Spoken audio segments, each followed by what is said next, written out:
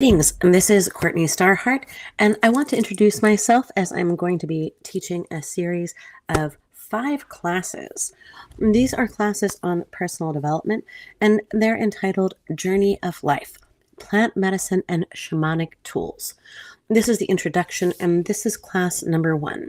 This will be distributed on YouTube as well as Udemy, and I'm so excited to share with you for the first time about these ancient shamanic techniques. Plant medicine has become so popular nowadays. Everyone is interested in doing their healing work, and it's a wonderful thing that people are into this journey. But a lot of people are lacking the proper tools to help them along their journey. So, what I'm giving you here is an ancient shamanic tool from my tradition. I was trained by a Pueblo medicine man for 15 years in Albuquerque, New Mexico. And I also carry a sacred pipe. I'm authorized to pour sweat lodge in 3 traditions and authorized to work with a specific series of plant medicines, including ayahuasca, kambo, and several other plant medicines, which I will not mention here since we are focusing on ayahuasca. These tools are wonderful for your journey, whether you're working with one plant medicine or another, whether you're working with yoga, any type of personal development that you're doing, it's going to have a wonderful effect for you to have a compass. So, if you look around the world, you're going to notice that all over the world, there are circles with crosses in the center.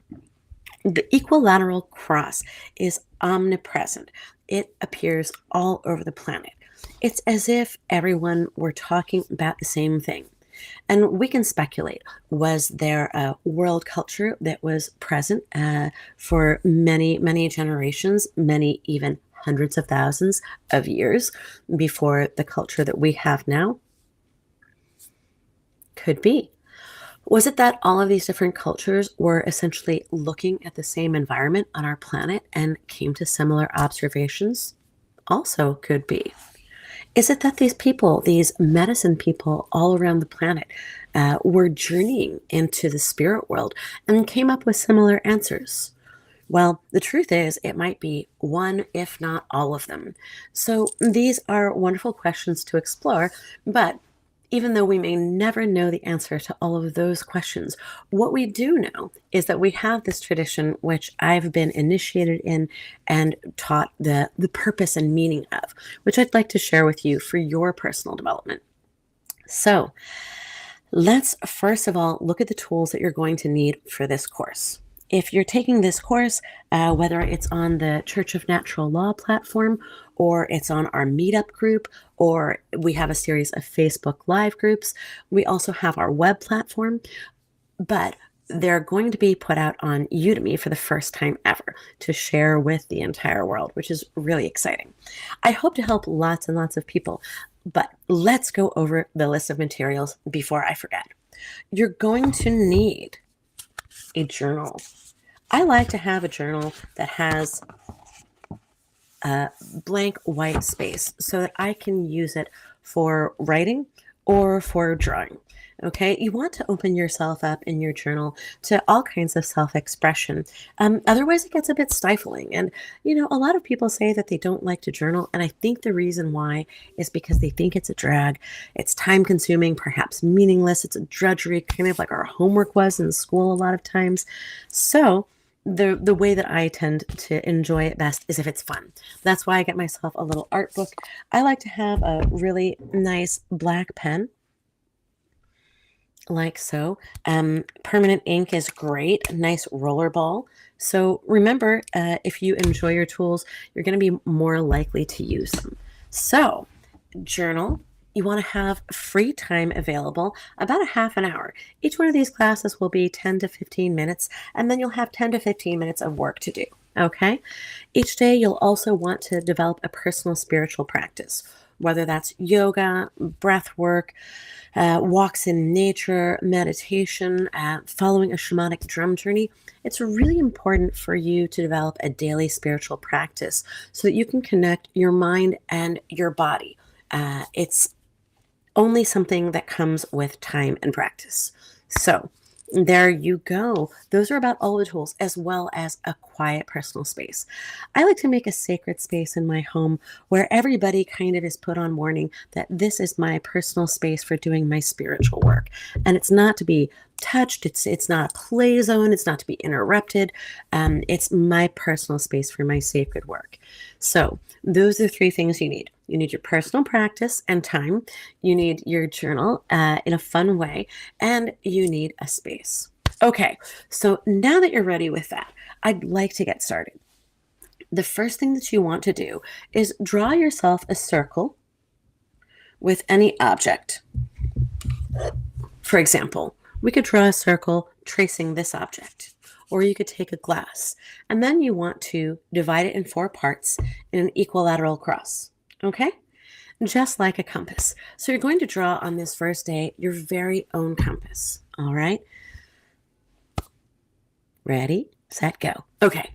Anyway, so once you've drawn your compass, you want to label it east, south, west, and north. Because even though we're just dealing with one direction today, we want you to be ready to be able to label all those directions and make your personal notes as time goes on. So once you have that labeled, let's get ready to do the direction of the east. All right. The direction of the east refers to the direction of the rising sun. Wherever you're at in your home or in your space right now, I want you to find the direction of east.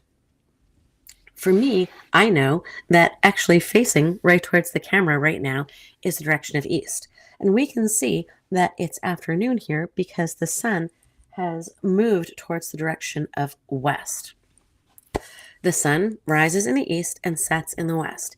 You would be shocked how many people don't know that. In fact, I have to admit to you, I don't think I knew that when my master started teaching me.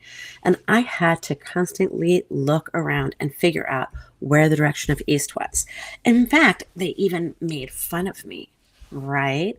So if you can't find the direction of east right now, that's fine. There are many wonderful apps on your phone that you can download. I have one that is a compass, and I use that one. Let me find it for you.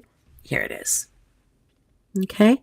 Right now, the compass is pointing towards the direction of east, which is right directly towards you. And then that means that that is the west, that is the south, and that is the north. So if you don't know exactly where the direction of east is in your home right now, go ahead and take the time to download an app, a compass app, so that you can find it. Okay? So that's the next thing. Once you've identified the direction of east, then face the direction of east and understand that that's where the sun rises. All right? The sun rises in the east and sets in the west. This is very important information to get you grounded out in your physical environment. People aren't necessarily always aware of where their body is at. Oftentimes, we're so up in our head, or we're in another place, or busy on our computers or on our phones that we're not really grounded out in our body. So the first layer of this medicine wheel teaching series is it's going to key you in to your physical realm and ground you out. First of all, it's going to make you aware of the directions, right, in your home, which you're probably not currently aware of, right? It's going to ground you out in your physical body to the seasons as well. Because just like east is the direction of the rising sun, it also represents the spring. It's the beginning of the year, at least in my culture. It represents the beginnings. So it also represents fire because that's where the sun rises. Now you may be asking yourself, why is this medicine woman talking about something so simplistic? Well, just like Zen, native culture, at least in our case, is very simple but very powerful. Once you learn this set of tools, you will see that it applies to every different aspect of your life. And this is so exciting because it's a compass that's like a decoder ring for every aspect of your existence. It will apply to the stages of your life. It will apply to the seasons of the year. It will apply to 4, if not 5 different aspects of your being. And this is super important. Like I said, Everyone wants to take these shamanic journeys. It seems like everyone is aware that we're developing, we're changing, and we're growing as a species right now, like wildfire.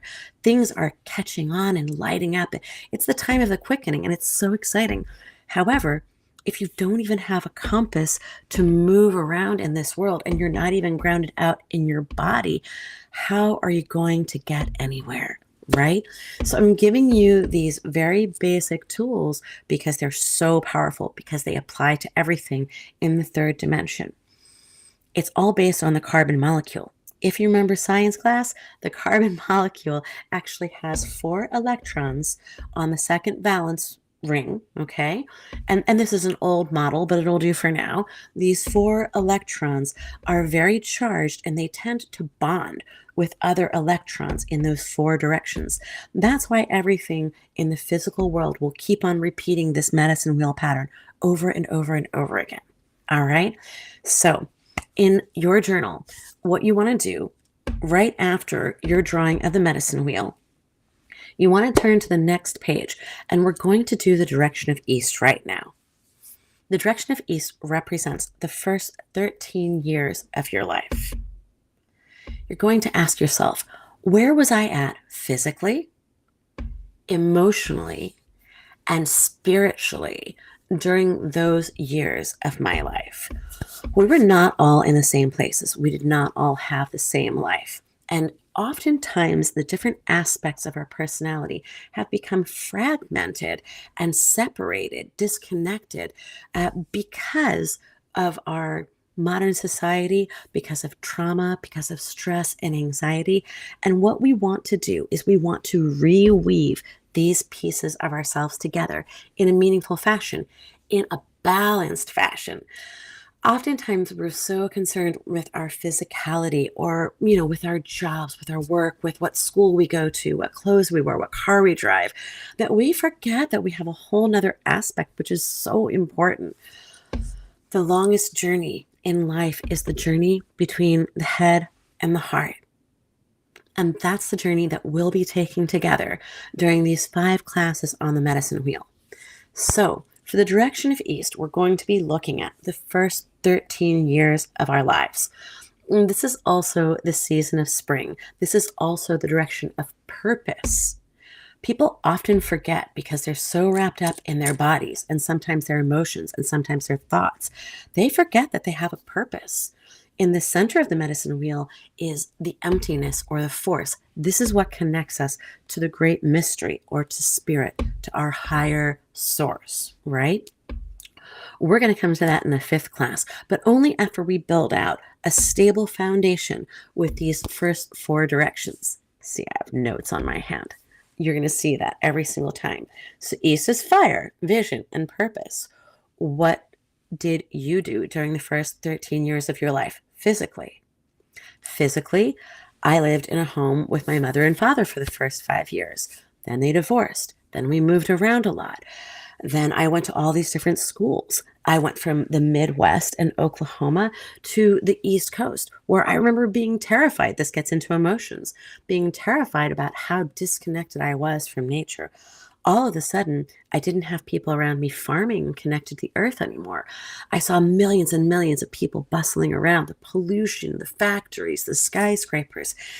And I remember, even back in the 70s, being really afraid of what was going to happen to humanity. So this really impacted me because all of my life, I've been interested in sustainability just because of that experience I had. Oftentimes, when my community members and my clients go back to those first 13 years of their lives, they find essentially the seed for what became the mission of their life if they didn't abandon that mission and forget it.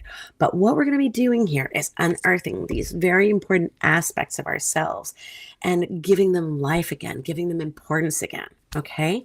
So the third question is, where were you at spiritually? Well, I was raised Christian, and before I went back to my native traditions, I was Christian, and oftentimes I went to Catholic church, especially in high school. And there were a lot of activities. There was Sunday school, there were Bible teachings, there was a goal of getting to First Communion, confirmation, and all of this. So whether you're Christian or you're Jewish or you're Hindu or Muslim, there are oftentimes these initiatory rites.